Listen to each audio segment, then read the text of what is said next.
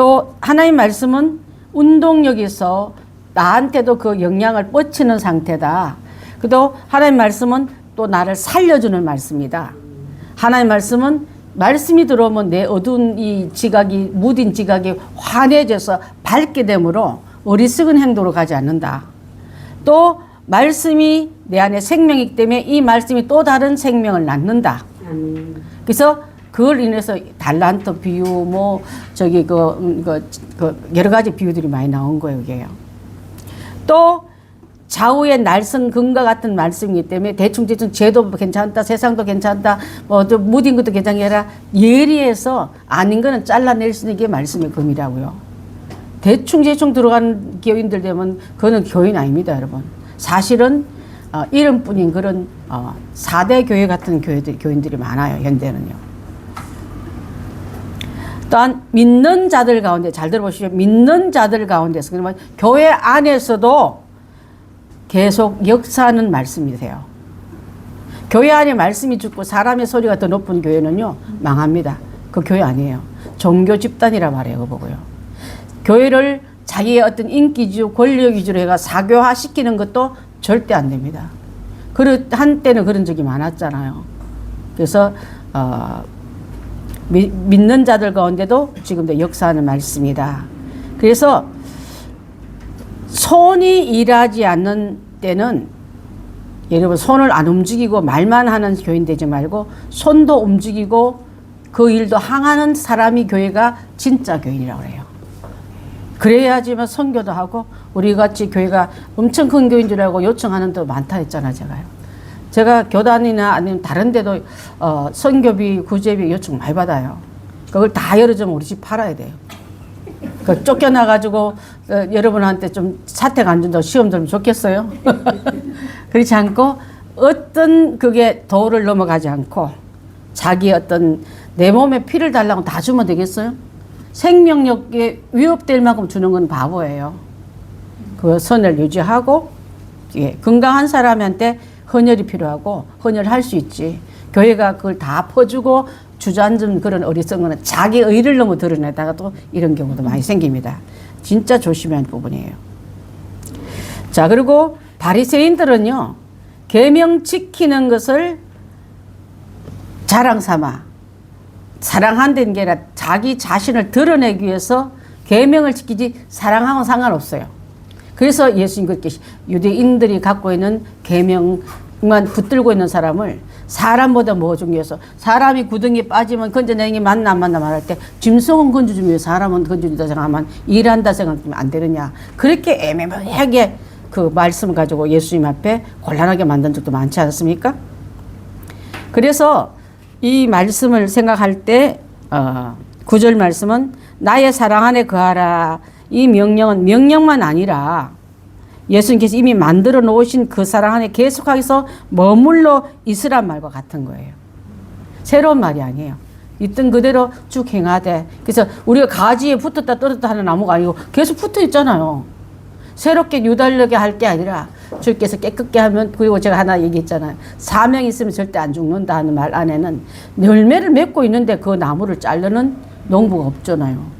그래서 여러분 열매를 계속 맺고 있으면 주님이 여러분의 생명도 건강도 현재 상태도 유지하고 계시다는 것을 그것도 큰 축복인 줄 압니다. 뭐 새로운 어떤 뭐 큰 이벤트가 일어난 게 아니라 계속적으로, 그래서 저는 여러분한테 특별한 은혜를 달라 하지 마십시오. 지금 그 은혜를 받고 있는 거예요. 특별한 걸 너무 특별하면 막 고공행지는 롤러코스터 타는 신앙은 무서운 신앙이에요, 진짜로. 어떤 사람은 뭐 강도가 뭐 교도소 몇 개 별을 달았다가 은혜를 받았다가 쏟았다가 신학교를 갔다가 뭐 이런 감정 들으면 그런 사람 난 감정제 갖다 놓는 자체가 이상해. 멀미가 날라 그래요. 그러니까 일반 사람들이 나는 왜 그런 일도 없나 이렇게 부러워할까 봐 겁나 사실은. 평범한 계속 가운데 그 하는 것이 굉장히 큰 축복이다. 그렇게 믿고 있는 우리가 되어야 될 줄 믿습니다. 네. 9절 말씀은요. 그래서 그 사랑 안에 계속하여 있으라는 당부의 말씀이기도 하다. 집사님 혹시 요한복음 5장 20절 21절 했습니까? 네, 같이 읽겠습니다. 시작. 아버지께서 아들을 사랑하사 자기가 행하시는 것을 그 아들에게 보이시고 또 그보다 더 큰 일을 보이사 너희로 놀랍게 여기게 하시리라. 아버지께서 죽은 자를 일으켜 살리신 같이 아들도 자기를 원한 자를 살리시니라. 아멘. 아버지가 하신 일을 아들도 하고 그 아들의 영을 받은 우리도 하고, 그래서 믿는 사람이 가는 데는 죽은 믿음이 살아나고 낙심한 사람이 회복을 받고 또 떨어진 사람을 죽기로 이끌어내는 일을 해야지. 멀쩡히 있다가 그 사람은 신방 왔다가 하면 교인들 다 떨어지네. 없던 시험도 생기네. 새로운 정보를 알려가지고 뭐 큰 사명을 이룬 것처럼 그 사람 하여금 낙심을 해놓고 돌아서네. 그런 역할이나 심부름 절대 나서서는 안 될 줄 압니다. 자, 그 다음에 보겠습니다. 10절 말씀.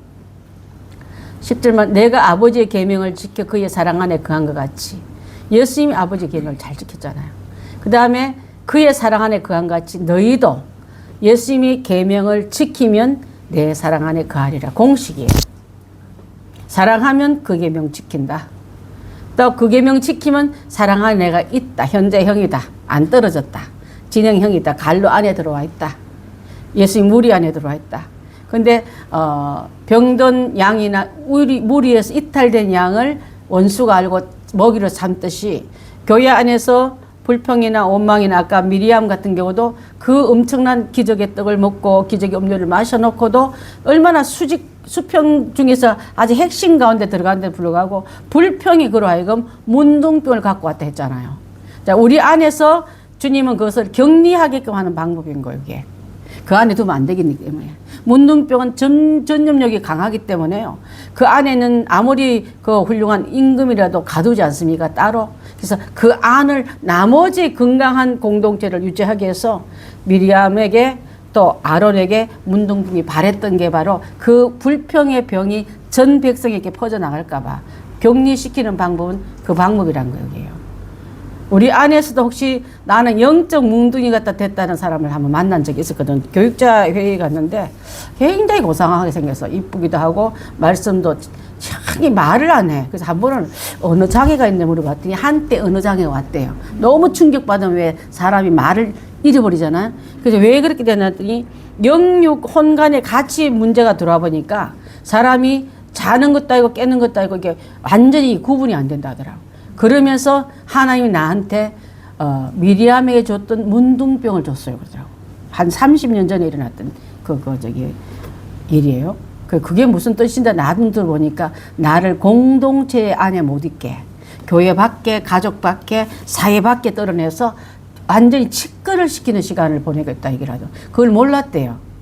가기만 하면 사람들이 나를 뭐 이상한 그 무리를 만들어서 망신을 주고 쫓아내고 또 없던 실수를 대대적인 실수를 사람이 중간적으로 찬 오판 이렇게도 있지 않습니까? 그러면서 큰 실수를 입혀가지고 상대방들한테 곤란하게 만들어 계속 하길래 하나님께 나와서 물어봤대.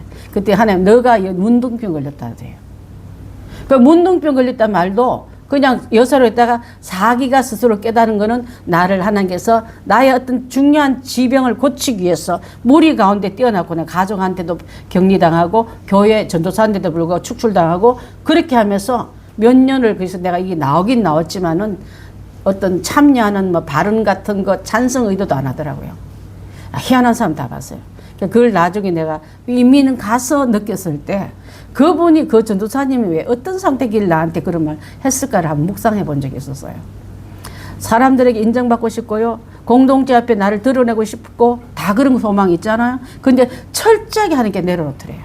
그래서 나중에 미리암에게 있었던 그 병이 나한테 있었고 내 이 육체적인 병 때문에 영혼의 병을 고친다면 이게 감사하다고 느꼈던 아주 고천적인 사람을 내가 만났던 거예요. 그 옛날에. 자, 우리는 영적인 상태에서 여러분 혹시라도 단체에서 공동체에서 외톨이를 만들거나 돌림병이 만들거나 아니면 소외감 들 때 하나님께 한번 물어보십시오. 내가 하나님께 영적 상태가 어떻게 나를 이렇게 외롭게 고립되게 만듭니까? 하고 물어보십시오. 굉장히 잘못하면요 낙심하기 쉬워요. 하나님의 말씀을 붙들고 잠깐 나중에 미리암 고쳐주잖아요. 그죠? 고쳐내서 영육 혼을 다 깨끗게 해야 하는 하나님의 방법이었다라는 것을 한번 나눠봤습니다. 그 안에 있단 말은 그렇게 중요합니다. 10절 한번 봅니다. 시작. 내가 아버지의 계명을 지켜 그의 사랑 안에 거하는 것 같이 너희도 내 계명을 지키면 내 사랑 안에 거하리라. 공식적으로 거하면 거하리라. 아니면 나누리라. 이걸 한번 생각해 볼 수 있었습니다. 10절 말씀 마태복음 미가서 마태복음 19장 17절입니다. 시작. 예수께서 이르시되 어찌하여 선한 일을 내게 묻느냐. 선한 이는 오직 한 분이니라. 내가 생명에 들어가려면 계명들을 지키라. 선한 선생이여 하고 물으니까 네가 어찌 나를 선하다고 묻느냐.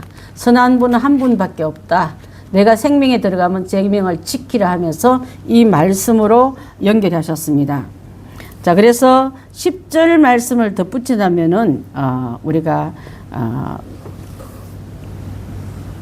내용을 보게 되면 한 번 더 중요시 여기는 걸 볼 수 있는데요. 예수께서 하나님께 순종하실 때 그가 목숨을 버린다는 말을 했잖아요. 버린다는 말은요.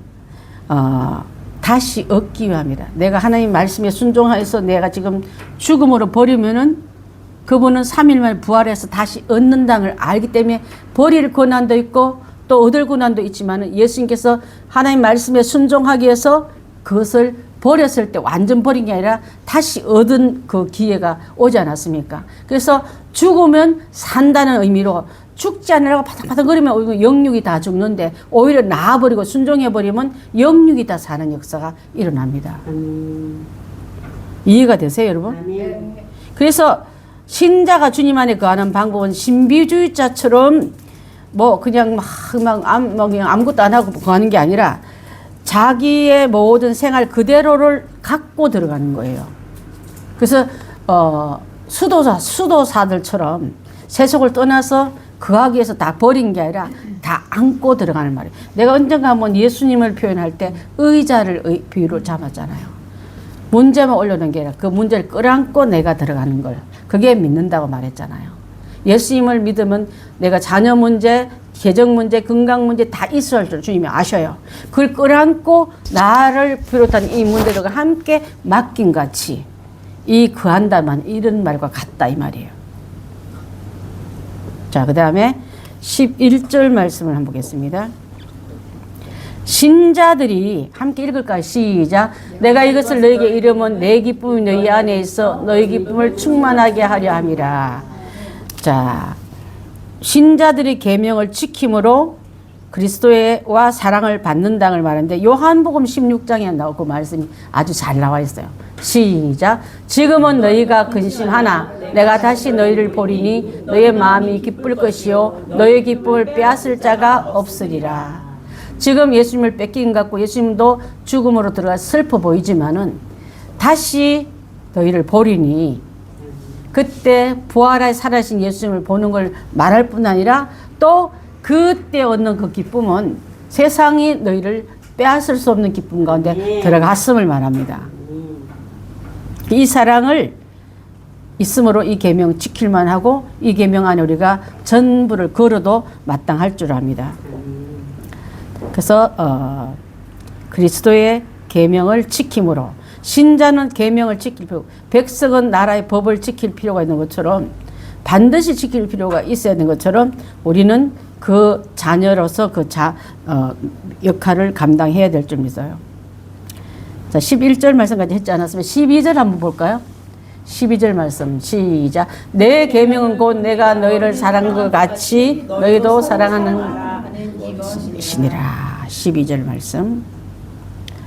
유대인들은 오히려 하나님의 계명을 사람의 계명을 하나님의 계명으로 착각하고 있었다 그랬어요. 그래서 그 하나님을 이상한 하나님으로 두려운 하나님으로 모셔놨어요. 계명 안 지키면은 축출당하는 그 하나님으로. 서로 사랑하라는 말은요, 실상은 새 계명이 아니라 옛 계명이라 이 말이 왜 나오냐면 요한 1서 2장 7절 8절에 그 말이 나와요. 시작. 지금은 너희가 근심하나 내가 다시 너희를 보리니 너희의 마음이 기쁠 것이요 너희 기쁨을 빼앗을 사람이 없느니라. 자, 8절 말씀 올라가 있어요? 예, 잘못됐어요. 제가 읽어드릴게요. 자, 요한 1서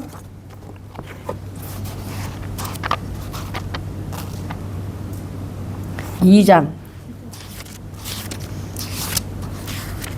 자, 요한 1서 2장 7절 8절입니다.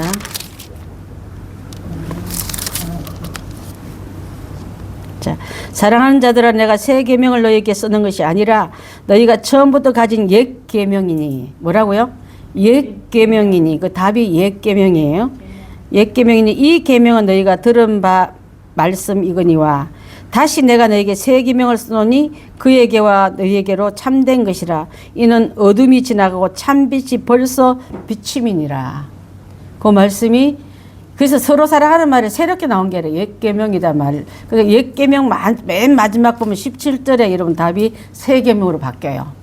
그걸 한번 염두에 두고 왜 옛 계명이라 했냐면 원래부터 있던 거다. 새로운 말이 아니다 이 말이야. 엄마들이 하는 말이야. 이거 오늘 한 번 두 번 한 말이야. 몇 번째 말이야. 옛날에 했지 않냐. 다시 한번 말하노니 이때 새 계명 같지만 사실 옛날부터 했던 말이야 이 말이에요. 자, 그거 이해가 돼서 여러분 그죠? 한두 번인가 내가 매일 얘가 했던 기회 몫이 받으러 했던 옛 계명이 아니야 이 말이에요. 그러다 하도 안 지키니까 나 다시 한번 너에게 약속과 언약을 세우노니 이 계명 지키면 새 계명 안에 들어온 너희다 하고 말씀하신 거예요.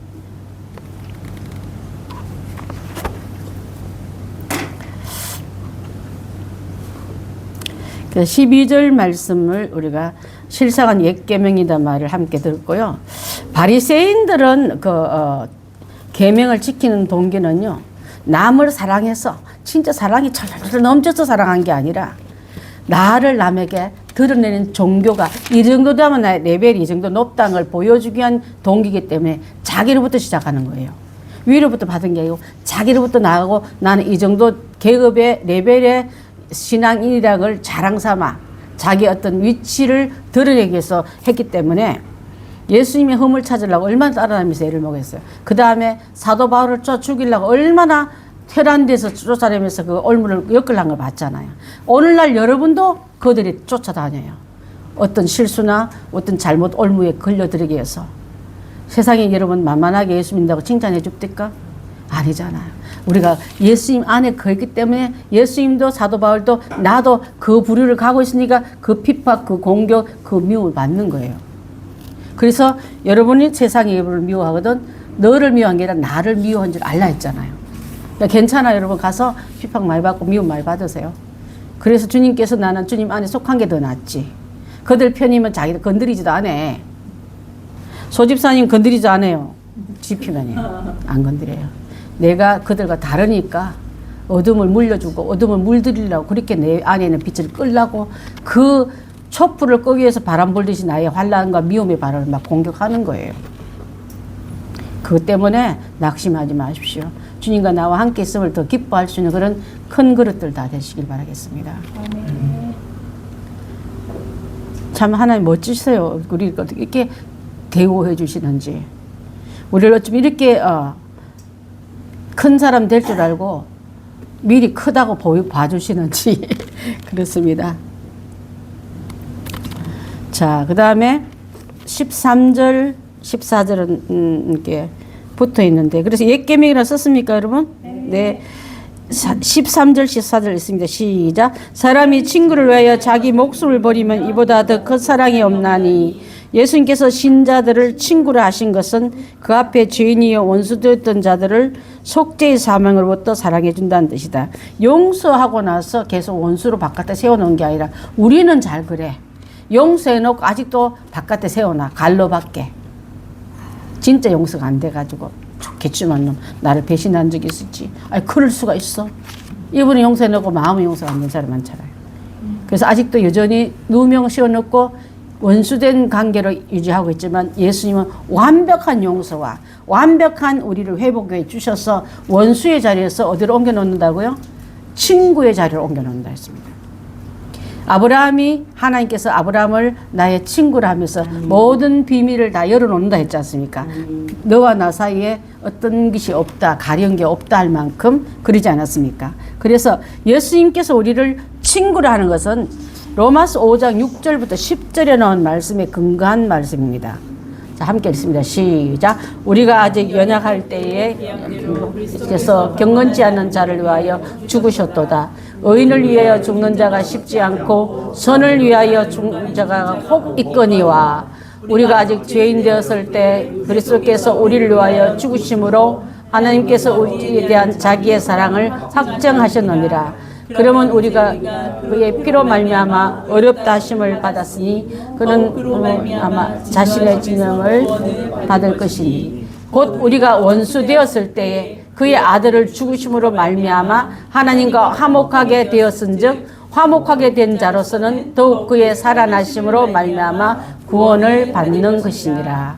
이것이 제일 확실한 말씀의 증거입니다. 그래서 예수님께서 친구를 한 말은 죄도 용서했지만 거리도 가까워졌고 그 친구에게 예수님의 모든 것을 다 함께 나눈다는 것. 갈로밖에 아니라 그분과 나와 하나임을 증거하기 위해서 죄는 비워내고 이제는 그분의 안에서 그할 축복을 다 받게 되어 있습니다.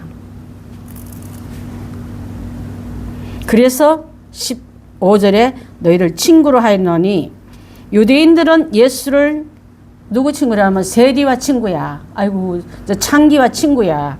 죄인과 친구야 하면서 비웃었지만 예수님은 세리, 창기, 죄인들을 용서하사 그들이 갖고 있는 모든 거리감이나 갖고 있는 징벌을 없애준 다음에 함께 식사하시고 함께 거하셨잖아요. 우리도 그 안에 죄인 안에 우리가 들어가기 때문에 이제는 예수님 안에 용서받을 뿐 아니라 예수님과 함께 맞상 같이 밥을 먹는 유대인들은요 습관이 이방인하고 밥 안 해요. 밥 같이 안 먹어요. 식사 자리를 그렇게 가려요.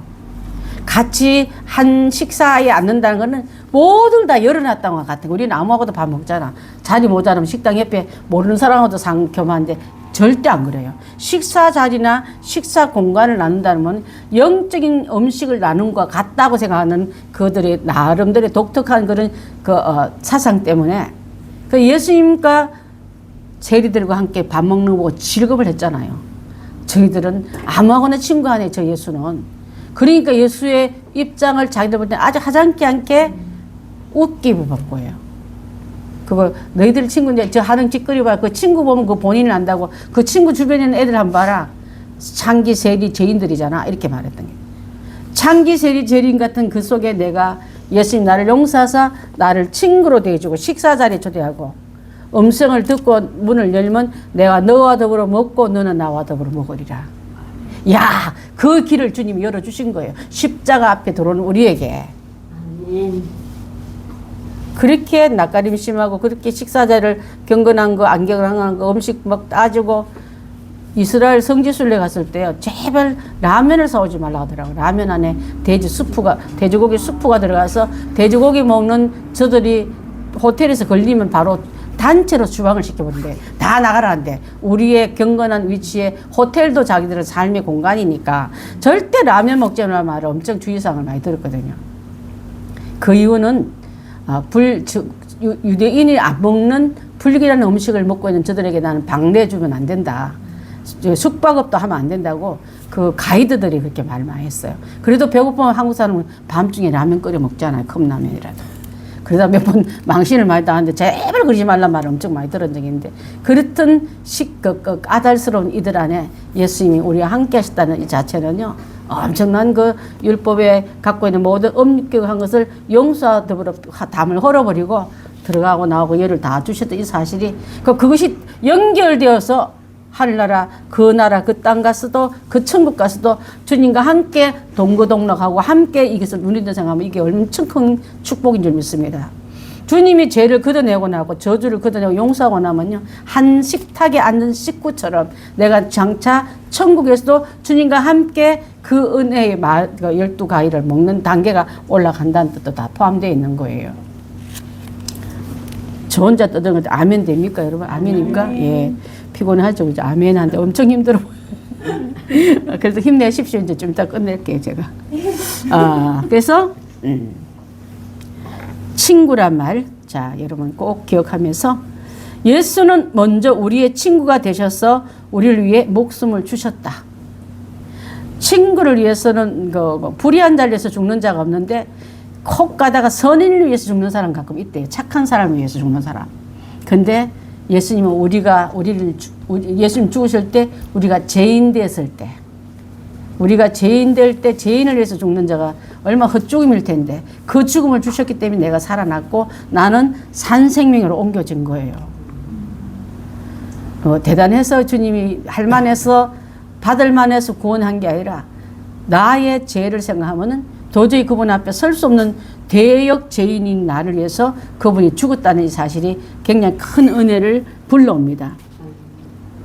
그래서 너희를 친구라 하였노니 이 말은 예수님 먼저 주 예수 내게 친구 되어 주시기 위해서 그분이 먼저 날 사랑했네. 자, 그렇습니다.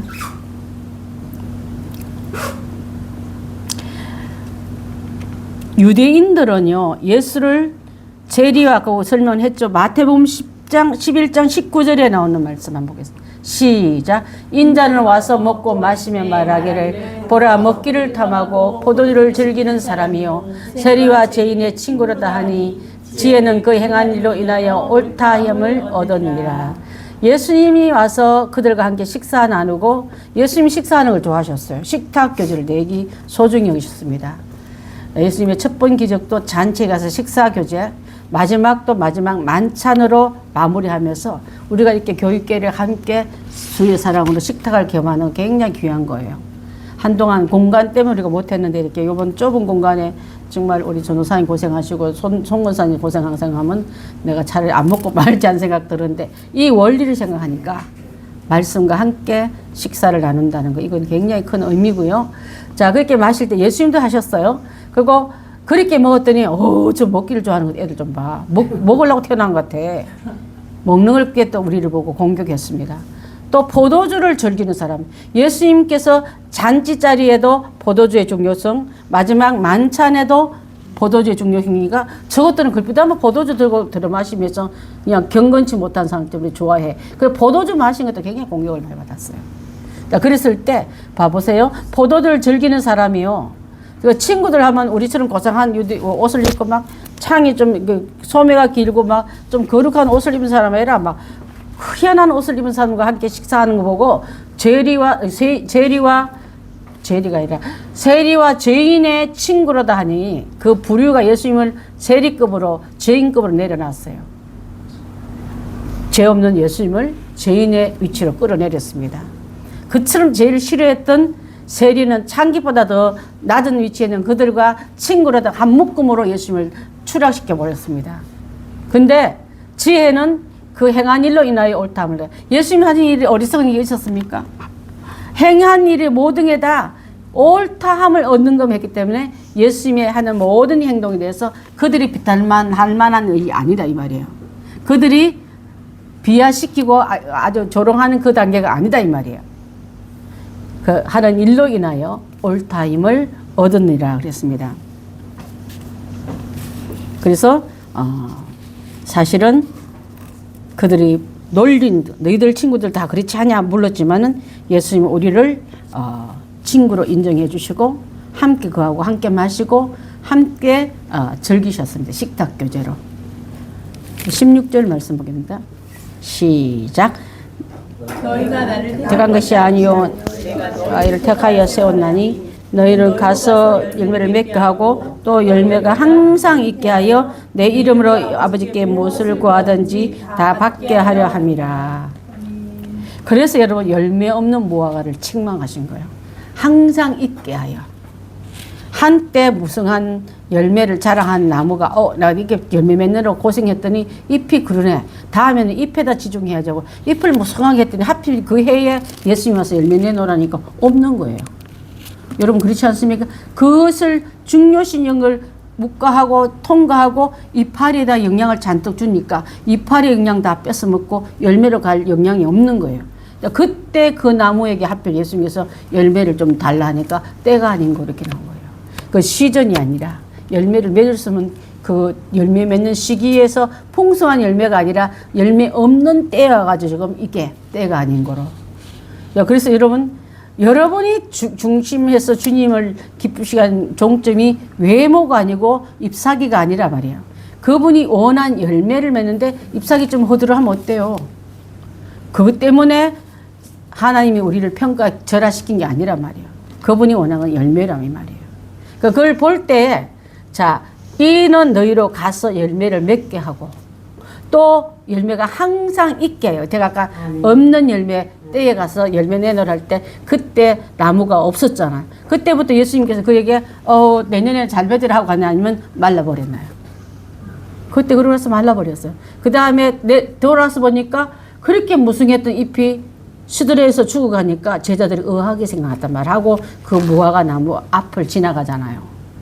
자, 그래서 나도 주님 앞에 그분께 드릴 열매를 맺느라고 여러분 사람들에게 각광 안 받아도 괜찮아요. 박수 안 보내도 괜찮아요. 주님과 내 안에 흐름이 연결돼서 주님이 기뻐한 열매를 현재형으로 맺고 있다면 여러분의 삶은 주님께 인정받고 칭찬받고 계속적으로 더 열매를 맺게 해서 걸음을 많이 축복의 걸음을 많이 주실 줄 믿습니다. 그 단계로 우리가 들어가야 될 줄 믿어요. 그래서 계속해서 맺게 하기 위해서 항상 있게 하기 위해서 내 이름으로 하나님께 무엇을 구하든지 다 받게 하려 함이라. 자, 열매 맺는 나무에게 물을 아끼겠습니까? 걸음을 아끼겠습니까? 돌봄을 아끼겠습니까? 항상 그 사랑 안에 거하기 위해서 나는 주님의 진액대로 공급받아 그분의 원하는 열매를 주렁주렁 맺고 주님의 관심과 돌보심과 함께 하심을 끊하지 않는 우리가 되라고 주님께서 우리에게 당부하고 계신 이 내용인 줄 압니다. 우리 17절 한번 읽어보겠습니다. 가루가 많은데 갈로 말 안 했어요? 가루가 많은데 못 채웠어요. 자, 뭘까요? 맞습니다. 1번 복음 증거의 사명입니다. 가서 과실을 맺게. 오늘은 무슨 과일을 맺을까? 복음 증거. 친구 만나든 형제도 만나든 친척 만나든 여러분의 동료를 만나든 가서 복음 증거하는 게 열매 맺는 거예요. 세상 정보를 바싹 해놓고 예수랑 애자도 제자도 한번 안 매고 오는 자 되지 말고 어두울하게 있다가 끝말에 중요한 어떤 사람 말도 한마디 안 해 하고 가는 말이 예수에 대한 복음을 전하고 가네. 이런 사람이 되어야 될 줄 압니다. 자, 마태복음 28장 19절 시작. 그러므로 너희는 가서 모든 민족으로 제자를 삼아 아버지가 아들과 성령의 이름으로 세례를 베풀고 가서 모든 대상 나한테 갈로 바꿔 있는 대상 아무도 없어요. 모든 대상 안에 다 들어갑니다. 그래서 아버지와 아들과 성령의 이름으로 세례를 베풀고 또 잘하는 말씀이 사도행전 1장 8절. 성령이 너희에게 임하시면 너희가 권능을 받고 대와 사마리아 땅끝까지 이르러 내 증인이 되리라 하시니라. 성령이 내게 임하면 권능 받은 사람의 증거는요. 주님 믿는 사람이에요. 주님 알리고 싶은 사람이고 예수님이 증인된 그분이 나는 예수님의 증인이다.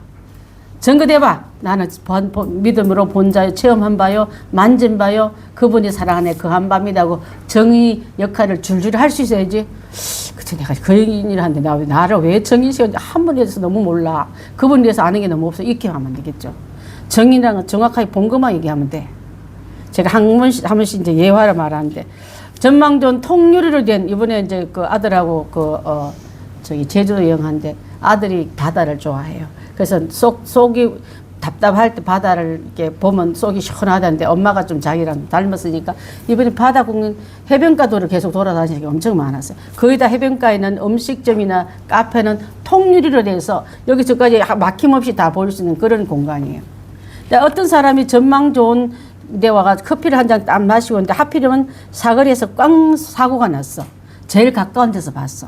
경찰이 오더니 이렇게 보니 당신이 이 사고의 경위를 제일 잘 알 것 같소 하니까 제일 잘 봤거든요. 맞아요. 저 차가 먼저 오는데 앞차가 먼저 움직였어요. 그래서 꽝 속하고 사고 났어요. 그 말 그대로만 해주면 되지. 정인이 자격이 보세요. 그날 옷을 뭘 입고 가지 내 말 들을까? 아직 사투리 있어서 못 알아면 이런 사람 없잖아요. 본 그대로 정하듯이. 여러분 예수님을 만난 그대로 전하면 되는 거예요. 정인된 자격은 그거입니다. 이해가 되시죠? 그죠? 막 우리는 막 붙여야 내 말 알아들을 것 같고 막 사투리 있으면 내 말 아니 다 있는 그대로 그날 봤던 내가 만난 예수님 내가 주님을 만난 체험 그대로만 정하면 그게 정인인 자격이 있는 거예요. 그거만 하면 돼요. 그거다가 막 여러분이 핸드백 몰고 와서 그분이 여러분 그 외모 보고 믿어야 되겠는데 안 믿으면 이게 아니지 않습니까? 자 그렇습니다. 18절 말씀을 17절 말씀까지 했는데 요한복음에 들으는 주제가 이렇게 그리스도의 사랑이며 이렇게 하는 모두가 너희가 서로 사랑하게 하려 함이라 하면서 새 계명이 아까는 이미 준 계명이지만 한 번 더 예수님께서 거듭 확인차 세워준 말씀이 새 계명입니다. 답은 예, 새 계명이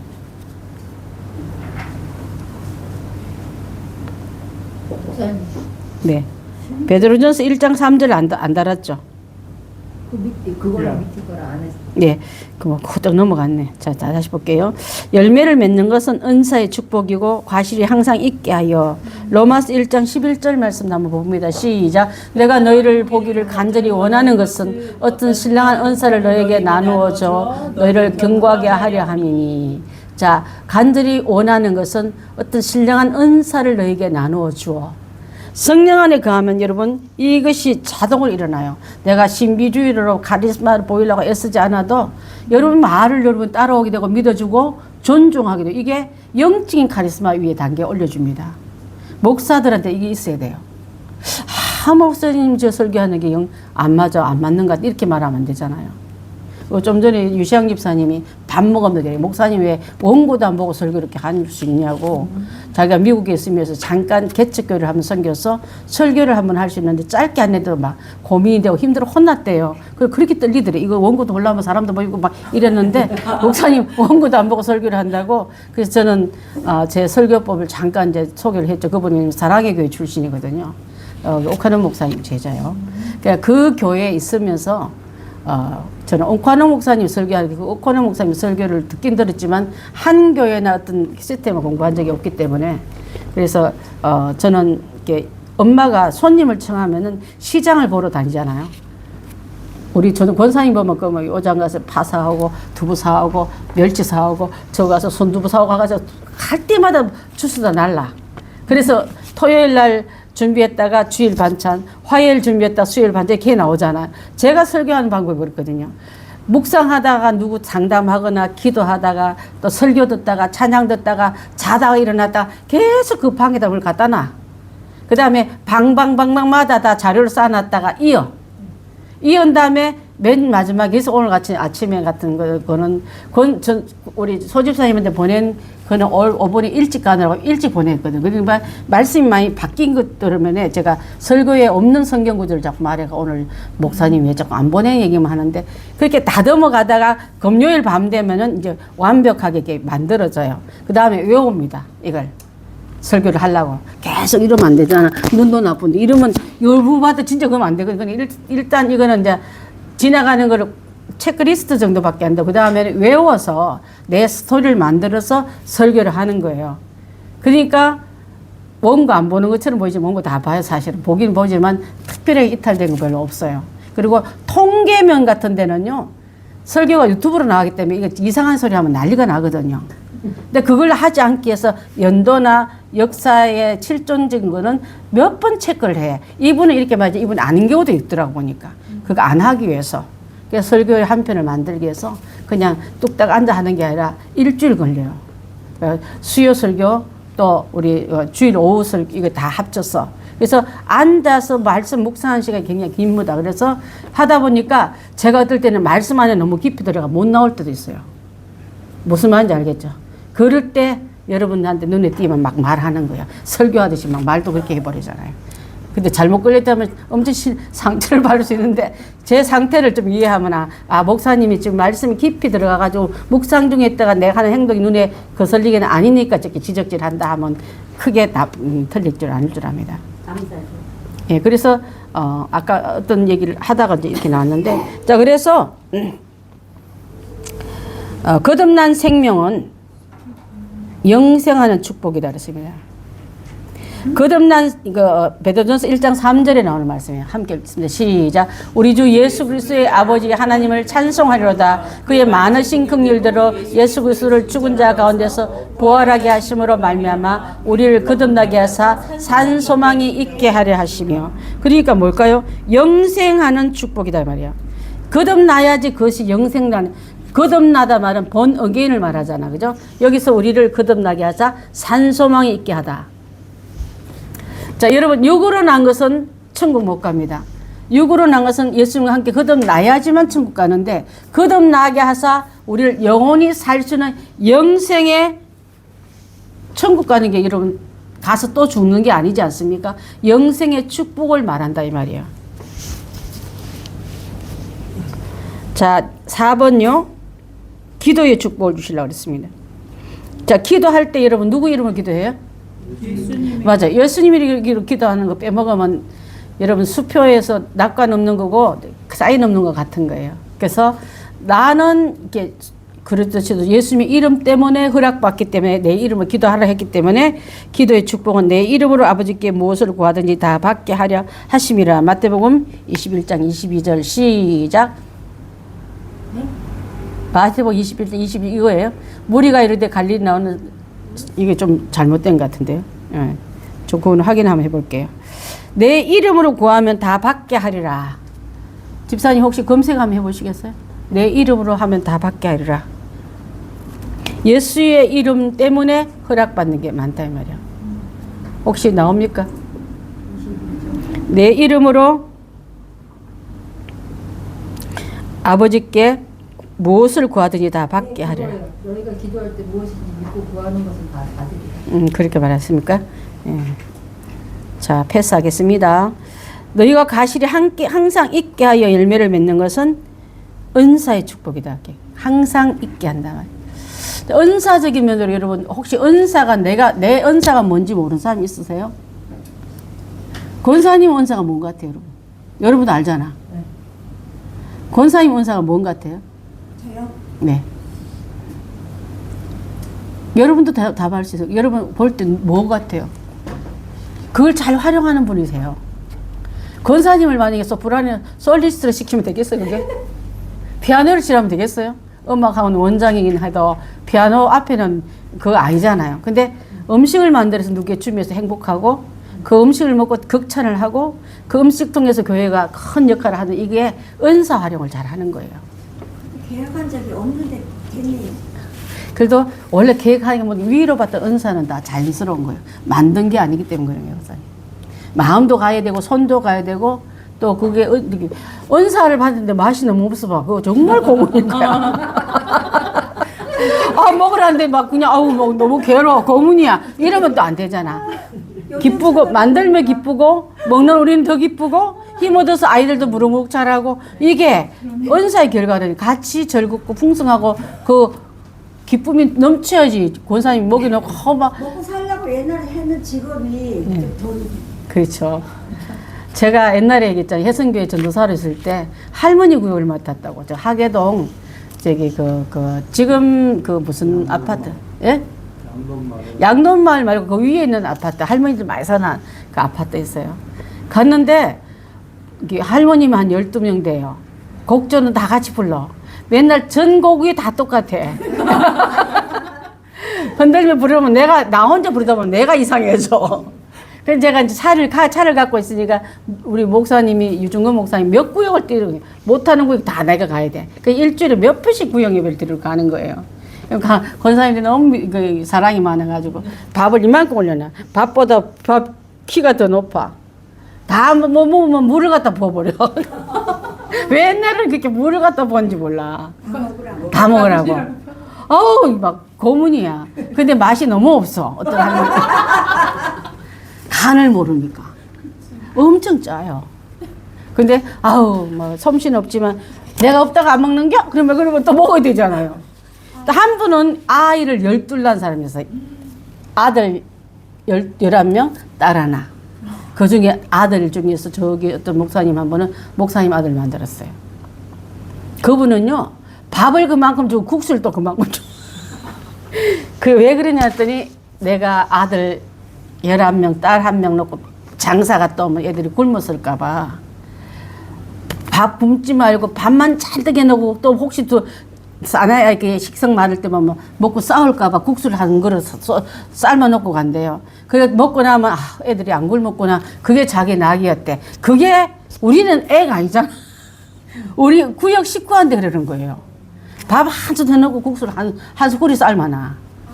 그거는 우스갯소리인데 그분을 절대 잊을 수가 없어. 방금순 집사님이라고 끝까지 집사님으로 계시다가 천국 가셨는데 그 마음을 듣고 나서 아, 이분이 남편 일찍 잃고 12아이를 키우면서 굶기지 말했다. 이게 하나의 막 철칙이 되어서 밥 한 솥 해놓고 국수 한 사쿠리 삶아놓고 갔다 오면은 내가 그날 장사가 되어서 늦게 와도 밥 걱정 안 해서 이렇게 하던 게 교인들만 보면 그 밥 많이 먹고 싶으면 그 발동이 떠올린다 해가지고 그랬습니다. 은서면 하다 이상한 소리로 나간데 마칠게요. 자, 그래서 과실이 항상 있게 하여 열매 맺는 것은 은사의 축복이다 했습니다. 거듭난 생명이 영생하는 축복이다. 그 다음에요. 내 이름으로 아버지께 무엇이든지 구하든지 다 받게 하려 함이라. 무엇이든지 구하는 것을 주시는 기도의 축복이다 그랬습니다. 17절 말씀 시작. 요한복음에 흐르는 주제가 예수 그리스도의 사랑이며 이렇게 하시는 모든 이유가 너희가 서로 사랑하게 하려 하심이라 하셨다. 새 계명이 사랑하라 하신 것이요. 저 위에 있는 옛 계명도 원래 있는 계명이지만 한 번 더 예수님이 마지막 천국 가시면서 다시 한번 말하니 서로 사랑하라. 이렇게 하신 것이라며요. 그 다음에 계명을 지키고 당부하는 것도 모두가 사랑을 말씀하신 것이다 그랬습니다. 저 17절까지 함께 했는데요. 하나님이 택한 사람은 하나님께서 이미 가서 열매를 많이 맺게 되어 있다. 너희는 또한 열매를 항상 있게 하여라. 옛날에 맺었던 열매 자랑하지 말고 현재도 있게 하여라. 그 다음에 그렇게 하기 위해서는 무엇이든지 아버지께 구하면 다 받게 돼 있다. 왜? 아버지가 그 흐르는 진액송에 뭘 아끼겠습니까? 끊어지지 않은 나무에게 열매를 맺기 위해서 더 많이 거름주고 돌보심이 있게 하는 게 바로 요한복음 15장에 나오는 이 말씀의 주제인 줄 압니다. 혹시 다 못 단 분 계세요? 다 달았어요? 네. 질문 있으세요? 있어도 졸려서 빨리 끝내고 싶은 거죠.